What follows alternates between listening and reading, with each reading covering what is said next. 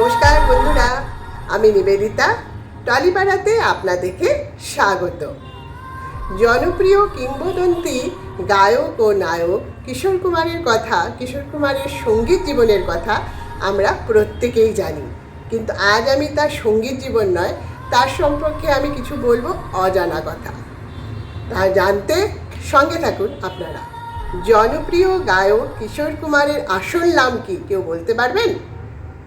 ওনার আসল নাম হচ্ছে আভাস কুমার গাঙ্গুলি।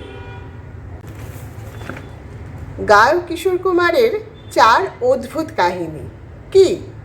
কিশোর কুমার 4 আগস্ট 4টার সময় জন্মগ্রহণ করেন এবং চতুর্থ সন্তান।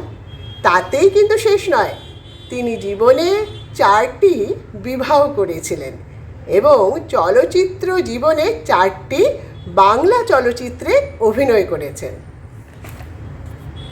ইমোশনাল গান, রোমান্টিক গান বা দুঃখের গান তা তো তিনি ভালো করতেনই, কিন্তু যদি হতো আনন্দের গান তবে তো কথাই নেই। মাঝে মাঝে কিছু কথা তিনি নিজের থেকেই জুড়ে দিতেন।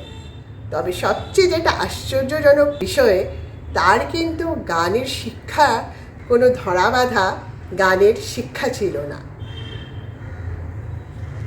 ছোটবেলা থেকেই তিনি প্রখ্যাত গায়ক কুন্দনলাল সাইগলের ভক্ত ছিলেন, এমনকি শুরুতে তাকে নকল করে গানও গাইতেন। আর গানের আরেক বৈশিষ্ট্য ছিল গলা ভেঙে গান করা।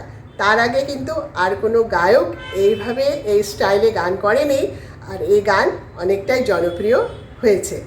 বাংলা ছবি লুকোচুরিতে তিনি গায়ক ও নায়কের দুটোতেই, বাংলা ছবিতেই তিনি অভিনয় করেছেন, আবার এই ছবিতে তিনি গানও করেছেন। শুধু গায়ক নয়, তিনি জনপ্রিয়তা পেয়েছিলেন কমেডি নায়ক চরিত্রেও।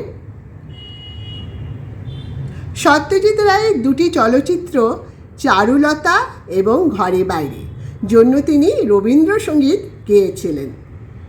কেরিয়ারের শুরুর দিকে কিশোর কুমার অভিনীত কিছু ছবিতে তার লিপে কে গান গেয়েছিলেন বলতে পারবেন? মোহাম্মদ রফি। এমনই ছিল কিংবদন্তি জনপ্রিয় গায়ক আমাদের সবার কিশোর কুমার। তবে বন্ধুরা, আজকে এখানেই। আবার সামনের সোমবারে আমি নিয়ে আসবো অন্য কোনো ছবির গল্প বা গায়ক গায়িকা বা নায়ক গায়িকা পরিচালক কারো গল্প, তার সম্বন্ধে, তাদের ছবিগুলো সম্পর্কে আপনারা জানতে পারবেন। কোথায়? আমার এই টলিপাড়াতে। তবে আমার সঙ্গে থাকুন। দেখা হচ্ছে তবে আগামী সোমবার। টাটা।